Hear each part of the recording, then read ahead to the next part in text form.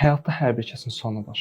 Sonsuz yalnız Allaha məxsusdur. Sonsuz olan yalnız Allahdır. Onun üçün də bu həyatda pis biri olmağa, daim paxıl biri olmağa, daim həsəd aparan biri olmağa gərək yoxdur. Ehtiyac yoxdur bu cür biri olmağa. Əgər biraz diqqət etsək, həqiqətən də görərik ki, bəzən torpaq insanla danışır. Bu anlaya bilən insanlar üçündür. Bu hər kəs başa düşmür, anlamır. Bir kitabda oxumuşdum, kitabda bu cür gözəl bir şey nəql etmişdilər. Bəzən torpaq insana müraciət edir. Torpaq insan deyir ki, ay insan, üzərimdə gəzib dolaşırsan, torpaq altında isə hərəkət edə bilməyəcəksən. Üzərimdə günah işləyirsən, torpaq altında isə hesab verəcəksən. Üzərimdə gülürsən, torpaq altında ağlayacaqsan. Üzərimdə sevinclisən, xoşbəxtsən, torpaq altında kədərli olacaqsan. Üzərimdə mal, mülk toplayırsan, torpaq altında isə bunun üçün peşman olacaqsan. Üzərimdə hiylə edirsən, torpaq altında xar olacaqsan. Üzərimdə işıqda gəzirsən, aydınlıqda olursan, torpaq altında isə qaranlıqda olacaqsan. Sonuncusunu deyim sizə, üzərində hər kəslə bərabərsən, torpaq altında isə tək qalacaqsan.